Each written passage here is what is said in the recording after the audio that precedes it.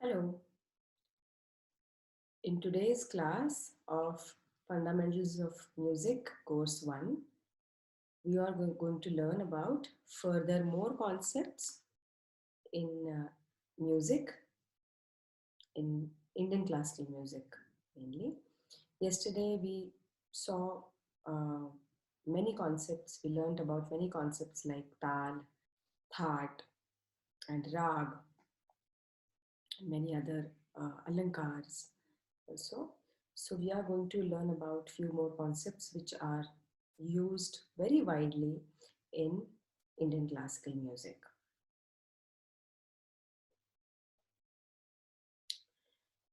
Today we will start with Taan. So what is a Taan? Taan is one of the ornaments, we can say, which are used while improvising a rag. Yesterday we saw what is alap. Yesterday we learnt about what is alap. Alap is a very, very unhurried way of approaching swaras, which is used in the process of improvisation of a rag. Similarly, taan is a very fast way of approaching swaras and improvising a rag in the process.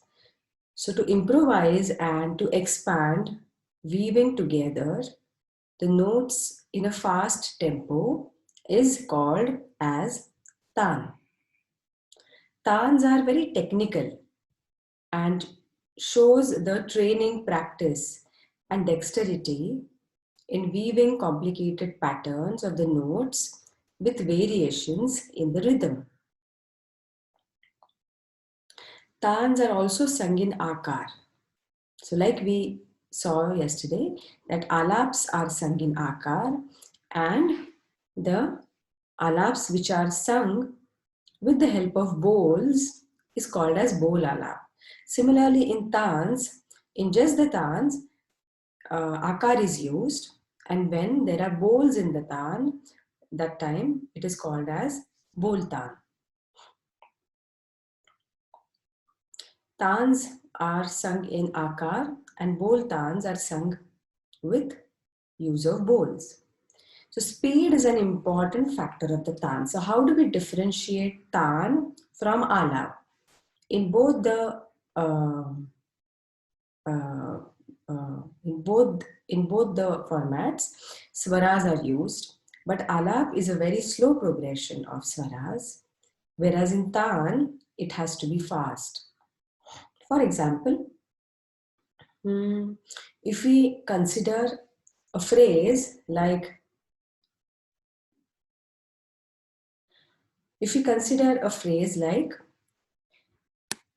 ah,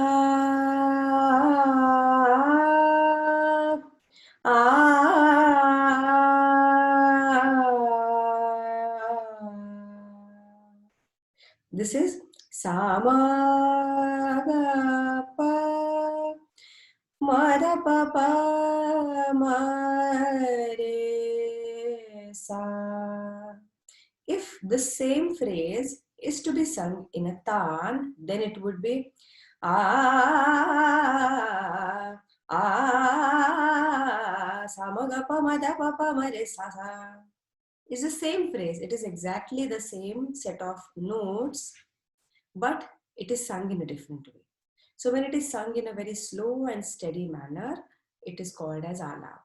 Whereas when it is sung in a fast tempo, in a speed, then it is called as taan.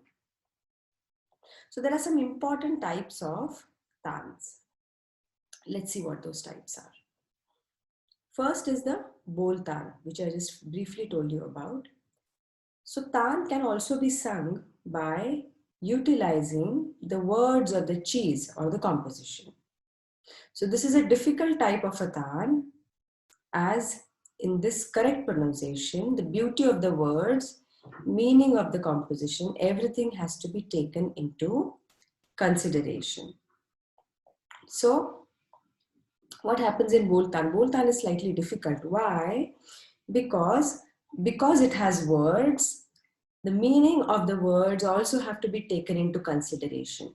So when we are singing a tan in Akar, a singer has to concentrate on the speed, the clarity of the swords while you're singing in Akar, and also the melody of it. It has to be in sur, it has to be in tune. You cannot a singer cannot sing Besur tan. You know? So a singer has to focus on the melodic aspect of the swar, the speed of the tan, and the akar. These three things. When bol tan has to be sung, then the singer also has to focus on the bols, which means the words. And when there are any kind of words involved with the tan, then the meaning of it also becomes important. And when the bols come in the picture, that time, when the bols come in the picture, that time the meaning of the words become very important, and the words have to be broken in tan, keeping the meaning of the words in mind. So that becomes little difficult for a singer to render it. I mean, it needs a lot of practice before it is sung in public. Then there is Shuddha Tan or Sapat Tan. I'll just give you an example of Bol Tan also. For example,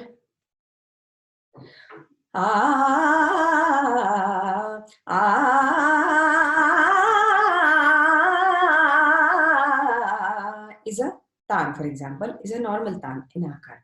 Now, if the same tan is sung as Bol Tan, then it would be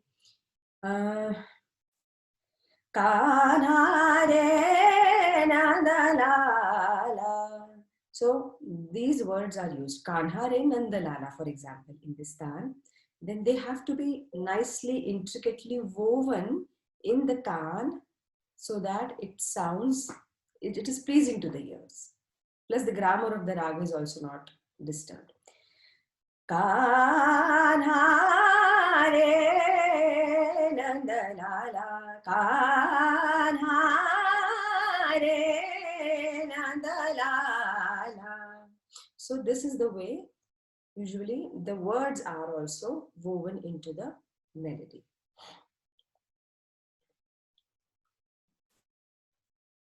Then there is Shuddhatan or Sapatan, in which the notes are placed in order in one or more octaves. So Sapatan is a clear straight tan from the lower swar to the upper swar and then back.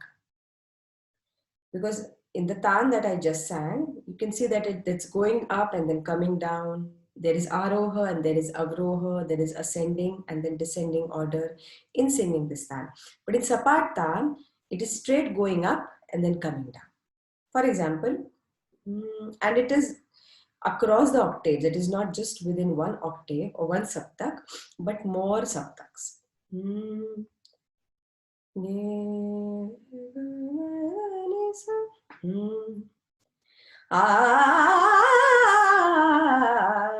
Niregamada nirigari sanida bamagare sa.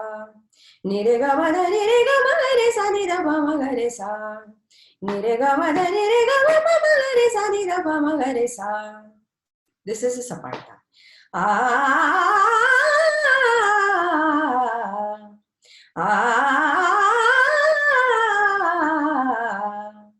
Okay. So this is a sapatan in which you go straight up and then come down straight.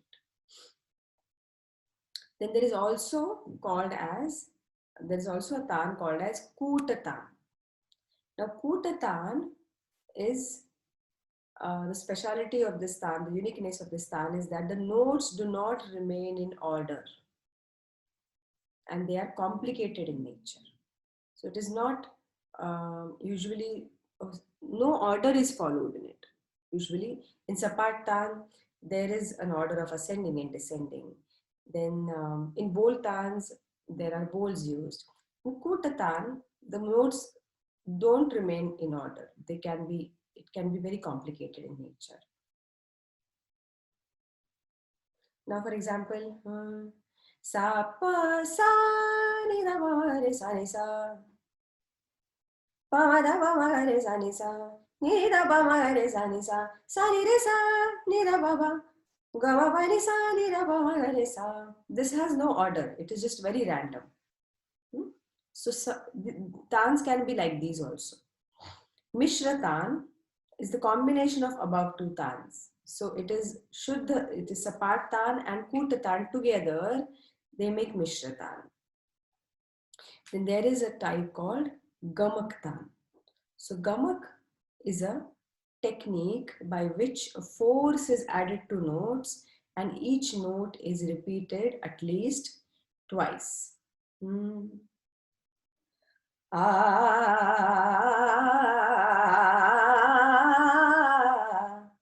Sa sa re re ga ga ma ma pa pa ma ma ga ga re re sa sa.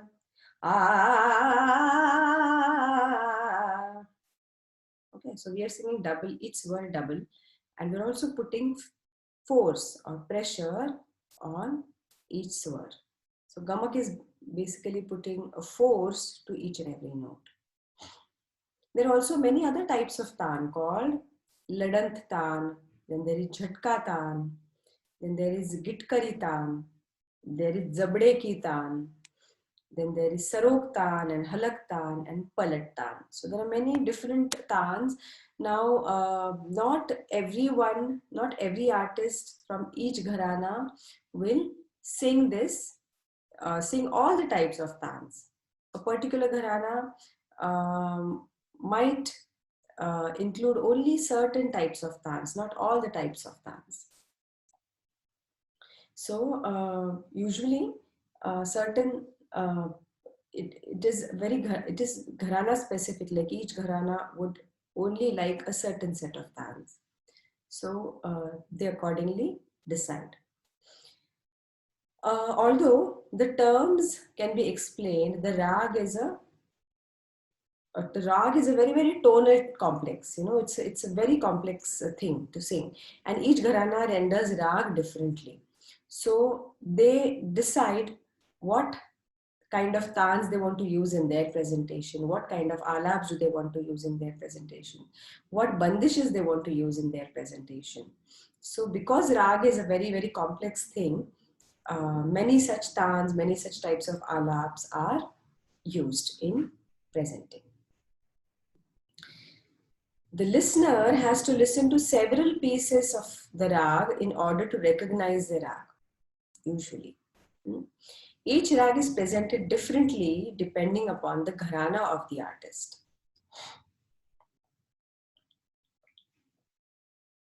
The artist's own nature and his or her mood at that time, also on the form he or she chooses to perform the rag. That is, whether it's a khayal, a dhrupad, thumri, or a bhajan, or anything. So, depending on the gharana of the artist can choose whatever they like to perform. The presentation is also different in case of vocal and instrumental. So a rag will be differently presented by a vocalist and an instrumentalist. And that is why an Indian classical music can only be learned properly by listening and repetition. That is why you'll see that the artist, properly performing artists, they are made after many years. You know, they start very early in age, very young, when they're very young, and they perform publicly not until they become at least the age of 25 or 30. Why is that? That is because to master each and every note, to master all of these ornamentations, alap and tan and bol alap and bol tan, and different lays, and learning different bandishes, exploring so many rags, learning the grammar of the rag takes a lot of time. And to inculcate all the good qualities of the guru and other singers in our own gaiki takes a lot of time. It also includes hours of practice every day without fail. And that is why it takes not just practice, but also it needs a lot of listening. to be done by the student in order to learn something. So that is why it takes a lot of time, and it needs proper listening and repetition, practicing repeatedly over the years. Now we come to music, and the form of music. What kind of music was there in India before? So in the ancient times, till about recently, Indian music was broadly classified into Margi Sangeet and Deshi Sangeet. Okay, Margi Sangeet and Desi Sangeet. So Margi music is music of the path. Okay, it refers to music regulated by strict rules, or in other words, governed by a path. It seems to have been first used to describe the music of mantras prevalent during the Vedic times, that was bound by a rigid grammar. So basically, when we talk about Margi Sangeet is music which is bound by grammar, music which has certain rules of how to approach swaras, which swar to include, which swar to exclude in a rag, which swar has how much of proportion in a rag, which is widely used, which is the most important swar in the rag, which is not so important swar in a rag. There are many such rules. And so the music which is made around such rules and regulations and governing rules basically is called as Margi Sangeet or Margi music. So Khayal or Indian classical music comes in Margi Sangeet. Okay. And next, another is Desi music, Desi Sangeet. So what is Deshi Sangeet? Desa means region, an area. And it was basically regional music that was meant to please the hearts of people. In course of time, historians began to refer to ancient art as Margi as opposed to contemporary music, even when it had grammar. Today, this differentiation has been substituted by the differentiation between classical music and other kinds of music. So Deshi Sangeet is basically regional music. In India, if we see today, we have so many states in India, and Indian classical music is there throughout the country. We have North Indian classical music, which is spread from Maharashtra till in the east we have till Bengal, then Odisha, and then up till north. This entire region is North Indian classical music or Hindustani music as we widely say. So it's a large part of India that where North Indian music or Hindustani music is sung. Now in the 4 states, Karnataka, Tamil Nadu, Andhra Pradesh and Kerala, these 4 states have Carnatic music or South Indian classical music, which has been there for a very long time now. In fact, earlier there was only one music all throughout in the country. But after Mughals came and they invaded the northern parts of India first, and they came to Delhi first. That was the time when music in the northern part of India changed. And Khayal, now we see the Khayal that we listen to now is a changed version of music because of the attacks of Mughals. So Khayal is basically brought in by the Mughals. Earlier there was Drupad, and earlier there was only one music. There was no Carnatic and Hindustani, it was just one music together. But when there were attacks by the Mughals, the Carnatic states, the South Indian states were not affected by those attacks. And that is why they stuck with their same old music as it is. And they did not allow their music to change, which got changed in the northern states. And that is why then there were two different ways of presenting music, North Indian music and South Indian music.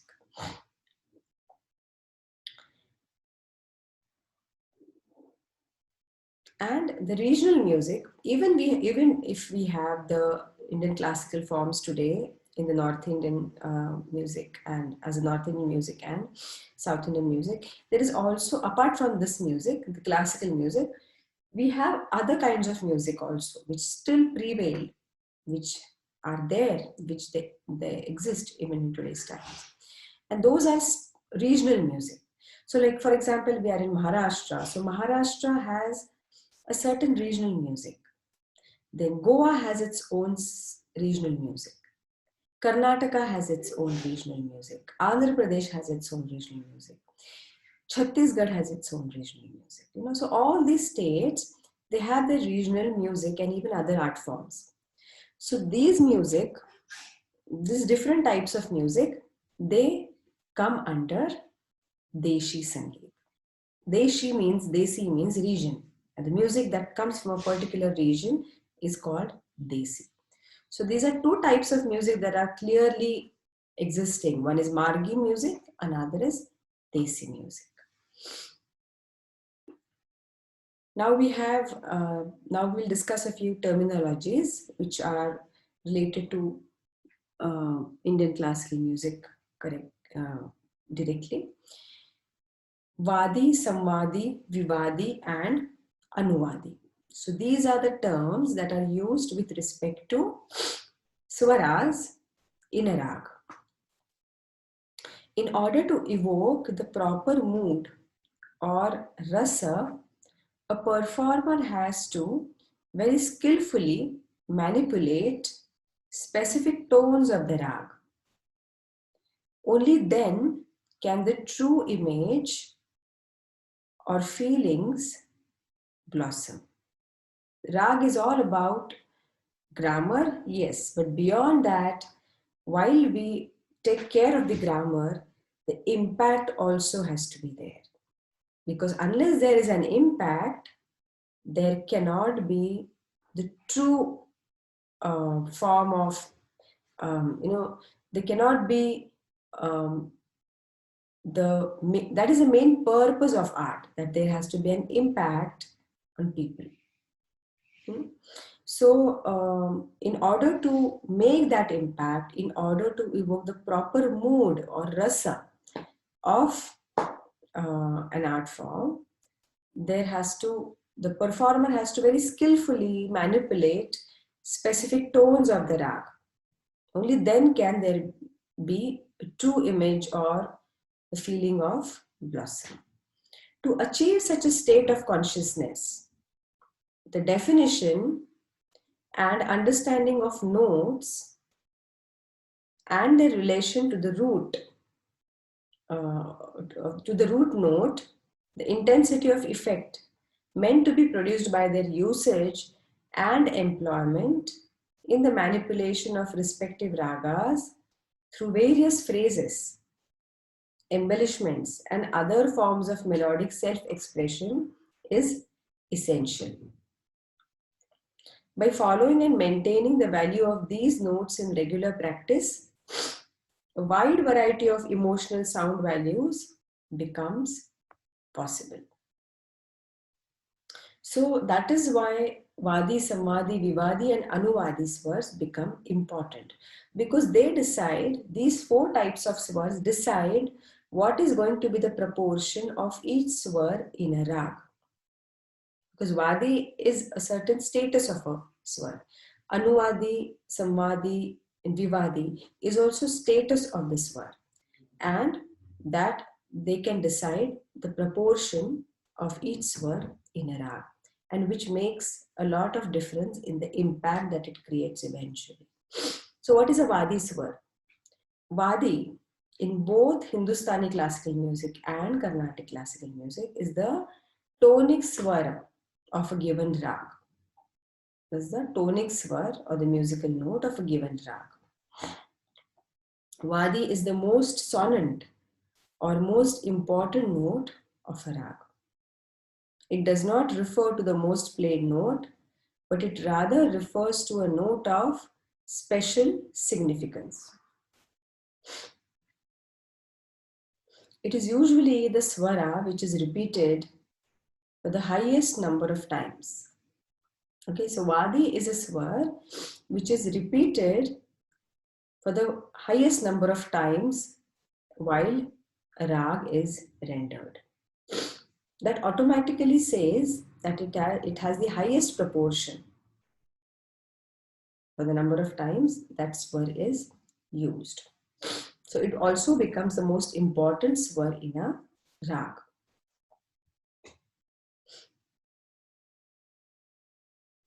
It is usually the swara which is repeated for the greatest number of times, and often it is the swara on which the singer can pause for a significant time. The singer can also pause on that note for a significant amount of time. Vadi swar in a rag is like a king in a kingdom. Like king has a place in his kingdom, it's the most important place that a king has. Similarly, Vadi swar is also the most important, has also got the most important place in all the swaras in a rag.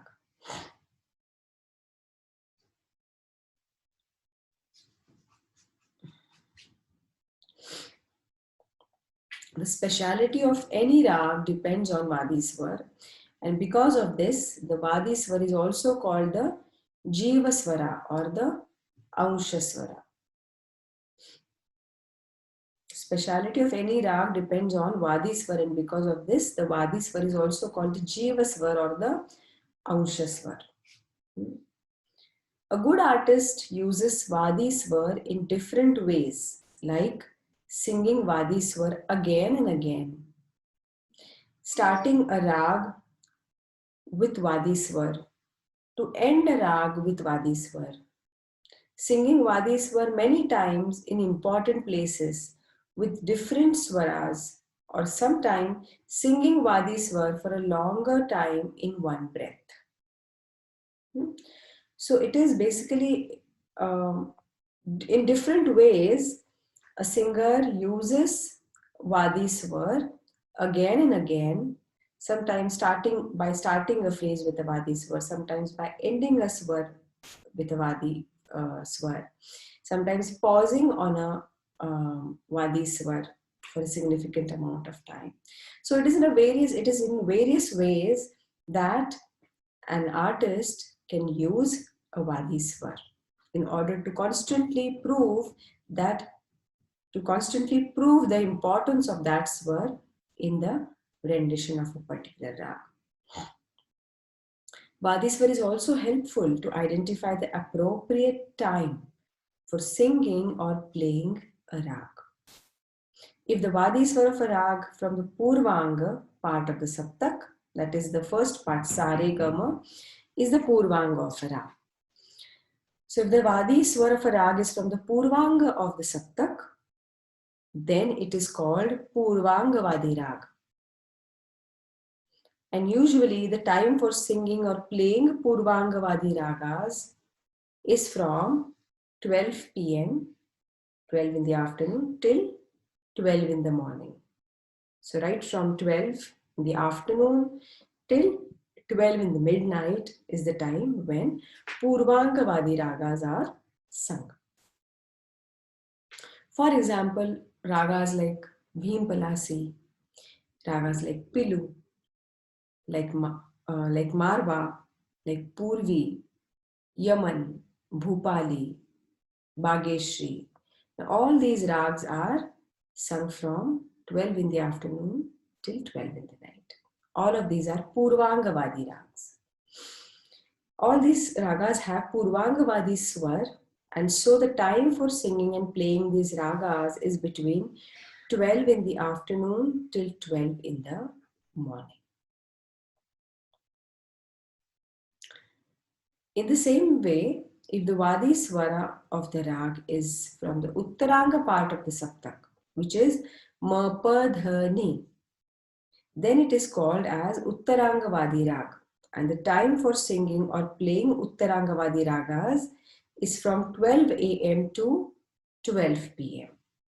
So it starts right in the midnight and goes on till 12 in the afternoon. For example, ragas in Hindustani classical music like Bhairav, Bhairavi, Bilawal, Kalingada, then Sohani, Asavari. These rags have Uttarangavadi svar. And so the time for singing or playing these rags is between 12 a.m. to 12 p.m. Vadi swar along with the Samadhi swar of a rag usually brings out the uniqueness of the rag and its bhav and rasa.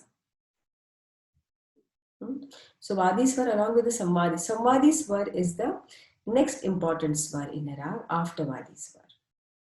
So Vadi swar along with the Samadhi swar of a rag usually brings out the uniqueness of the rag and its bhava or mood, rasa. So the use of Vadi and Samadhi is very important in terms of creating the bhava and rasa, which is also called as mood and emotion. Now let's look at what Samadhi swar is about.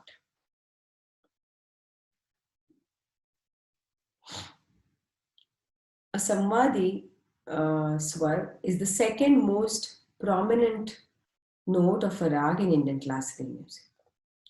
It is not necessarily the second most played note, but it is the second most prominent note of a rag in Indian classical music. The primary note of the rag is the Vadi. The Vadi and Samadhi are in most cases a fourth or fifth apart. So the Vadi and Samadhi is never the consecutive swaras. Like for example, if Re is a Vadi, then Ga is never the Samadhi.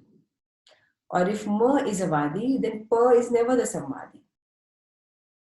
Or if Sa is a Vadi, then Re is never the Samadhi. So it is 4 or 5 swars apart from each other, the Vadi and Samadhi. That's very important to keep in mind. The Samadhi is a note of special significance.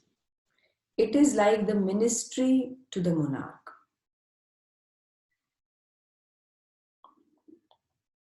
A performer will typically try to emphasize the Samadhi along with the Vadi when improvising on a certain rag. The Vadi and Samadhi can be crucial in defining the rag at hand. And in some cases, 2 rags with the same aroha and avroha can be distinguished only by the prominence of their sonant and consonant notes. So what is being said here is that the Vadi and Samadhi can be crucial in defining the rag at hand. And in some cases, 2 ragas with the same aroha and avroha can be distinguished only by the prominence of their sonant and consonant. So there are few rags which have exactly the same aroha and the same avroha. So how do you distinguish both the ragas? How do you tell? Because it exactly has the same rags. In that case, the Vadi and Samadhi can make the difference. And that's how people understand the difference between the 2 rags. For example, there is a rag called Bhoop, which has Sa Re Ga Pa Dha Sa as the aroha. And the avroha is Sa Dha Pa Ga Re Sa. There is another rag called Deshkar, which also has Sa Re Ga Pa Dha Sa and Sa Dha Pa Ga Re Sa. All the swaras are Shuddha in both the ragas. They're exactly identical. But one rag, Bhupali, is from Thaat Kalyan. Deshkar comes under Thaat Bilawal. Also, Bhoop is sung in the night and Deshkar is sung in the morning. So what makes it different? How it is distinguished? So the Vadi and Samadhi of both the ragas are different. While Bhoop has the Vadi on Ga swar and Samadhi on Dha swar, it becomes a Purvanga Pradhan Rag and it is sung in the night because Ga is given the most prominence in the rag. Whereas in Deshkar, Dha is the Vadi and Ga is the Samadhi. So Dha is given prominence, which means the Uttaranga Pradhan, it becomes Uttaranga Pradhan Rag because the Vadi swar is in the Uttaranga of the Saptak. And that's how Deshkar is more improvised in the Uttaranga, whereas Bhoop is more improvised in the Purvanga. And that is how, that is the identifying factor between the Deshkar and Bhopra. Then we come to Anuvadi. So Anuvadi is also called as the assonant note. The notes in a rag that are neither Vadi or Samadhi are called its Anuvadi notes. Okay, because not all the notes are Vadi or Samadhi. For example, in Rag Bhoop, Ga is Vadi, Dha is Samadhi, but there is also Sa, there is also Re, there is also Pa, and there is also Dha. So there are four swars. there are three swars, Sa, and then Re, and then Pa, which are neither Vadi nor Samadhi. So what are they? They are called as Anuvadi. They are often addressed as companion or attendant notes because they are also important, because without them one cannot improvise a rag.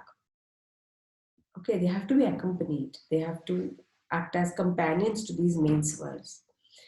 Then there is a note called Vivadi. Okay, so which is also called as dissonant note. So it is a note which should not be used in a rag at all. As an exception, however, it is used by skillful musicians in an implied form in order to enhance the beauty of the rag. So Vivadi notes are often addressed as enemy notes. So the analogy goes that the musical kingdom comprises the king, accompanied by his wazir, or the Samvadi note, with his attendants, Anuvadi notes.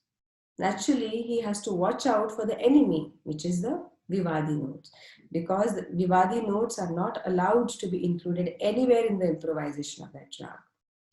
Just as a king enhances his prestige by overthrowing and overpowering his enemies, in the same manner, the prestige of a musician is enhanced by dexterous use of the Vivadi note in the melodic expansion of the rag.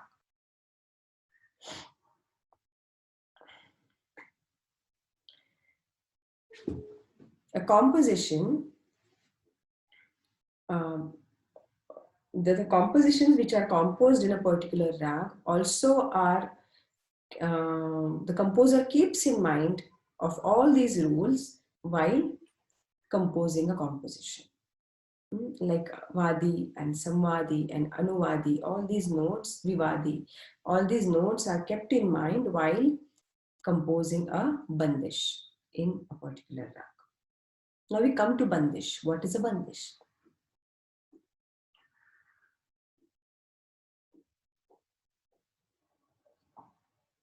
A bandish is a composition at the heart of a recital or a reflection of how an artist understands the rag, very simply put.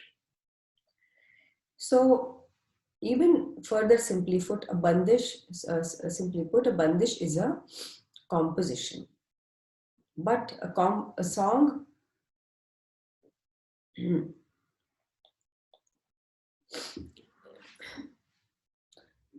a song is also a composition.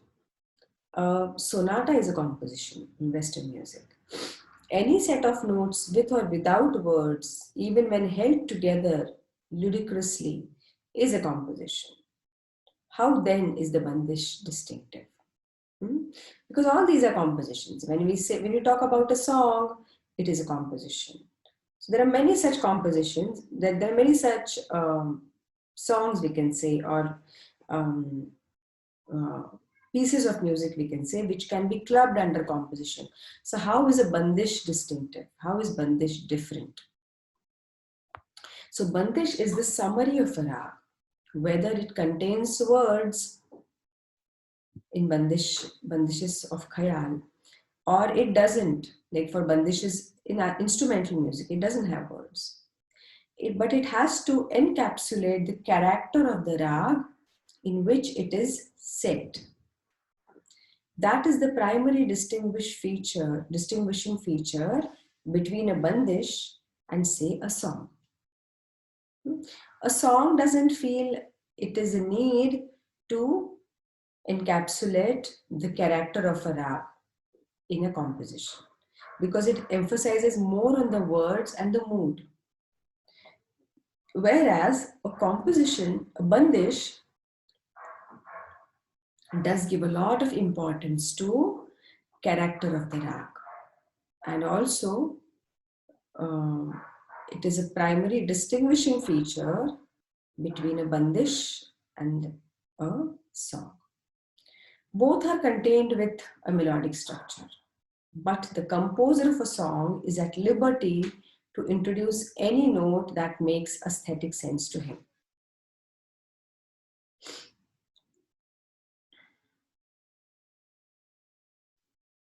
The composer of a bandish cannot be as instinctive.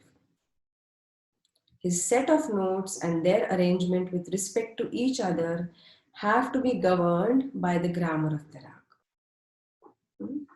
The composer of a bandish cannot be as instinctive. His set of notes and their arrangement with respect to each other have to be governed by the grammar of the rag.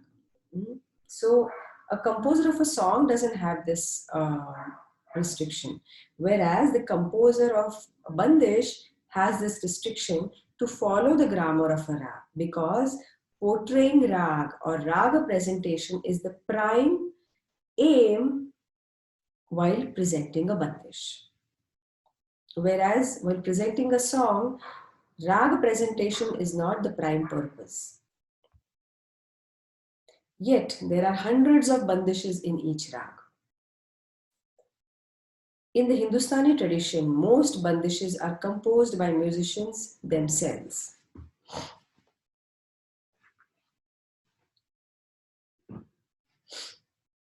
So there are hundreds of bandishes in each rag. In the Hindustani tradition, most bandishes are composed by musicians themselves. Each bandish, therefore, is a reflection of how the artist understands the rag.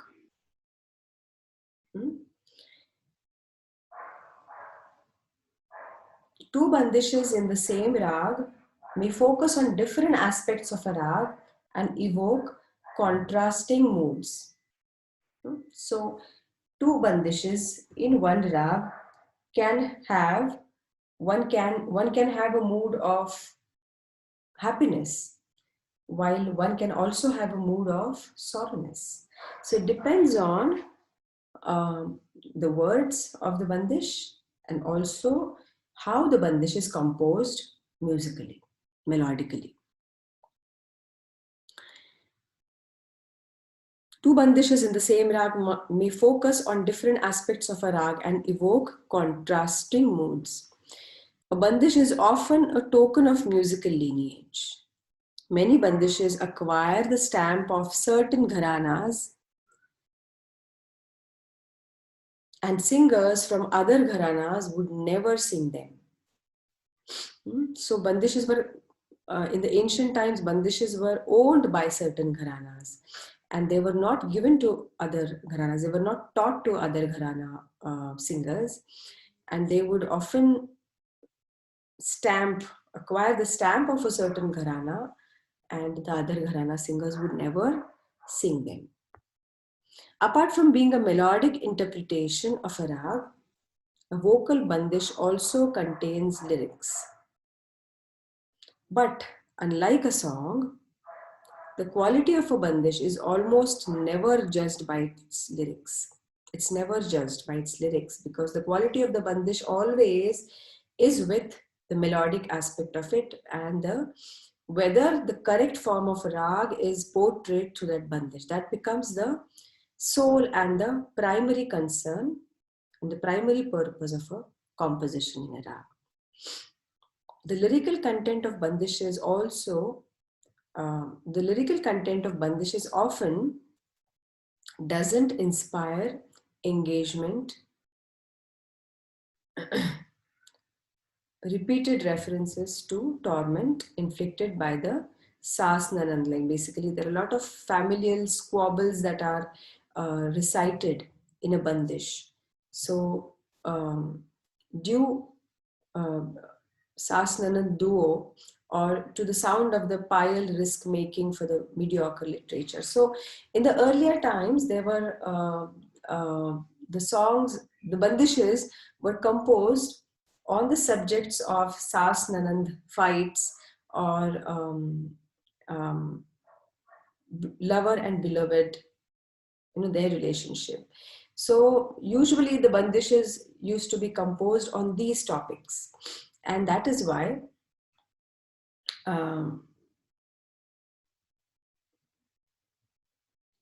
so it is, the quality of the bandish is never actually judged by its lyrics, because these were some very good bandishes, musically very good bandishes were often written on these subjects, which were very monotonous and not that great, but the musical content of it was extremely good. It must be said, though, that the simplistic lyrics did not compromise the syllabic value of the compositions. The sounds of the words somehow managed to blend with the notes. To listeners across generations, that is all that seemed to matter.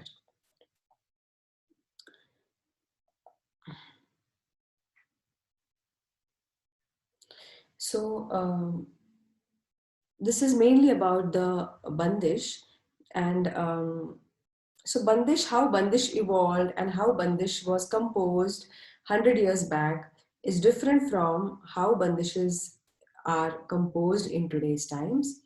But we must understand that presentation of bandish, the prime purpose of presenting a bandish is portraying a form of rag through that bandish. So the composer has to keep in mind, has to know the grammar very well, not just know the grammar, but should be able to see beyond the grammar and should be very well versed with the aesthetics, the aesthetic part of music, and should be able to compose very beautifully, keeping in mind the grammar and everything else. Whereas the song or Natageet or Bhavgeet and many other such forms, a ghazal or a qawwali, their prime focus is on the aesthetics and the words and what the meaning is conveyed through those words, and not the raga presentation at all. So basically the purpose between these compositions are different, and that is how bandish is different from these compositions. Now these compositions are also very beautiful, they're very pleasing to the ears, but the bandish also has numerous possibilities of exploration and improvisation, which a song does not have. A song is to be sung from the beginning till the end, and with little bit of improvisations if possible, the composer has kept. But the bandish is not like that. Bandish is just a 4-line verse, sometimes a 6-line verse or an 8-line verse, but it has tremendous possibilities of exploring and tremendous possibilities of improvisation, on the basis of which a singer or an instrumentalist builds up a 1-hour recital of rag presentation based on that particular composition. So the bandish has to be very, very powerful, has to be very, very attractive, has to be very melodious, has to be very challenging also, has to also have a good tal and lay, rhythm aspect of it, and also should have numerous possibilities of improvisation. Then it is heard for a long period of time, it is liked by the audience, and it is also sung or played by many generations year after year. So that is a very important, point, which is a point of difference in between the composition, the bandish, and any other compositions which are composed within the framework of Farag. So next time we will also discuss about other types of, there are a number of types of bandishes. There is sargam, then there is tarana, and then there is dhrupa, then there is dhamar. So we will discuss these types of bandish in the next class. Thank you.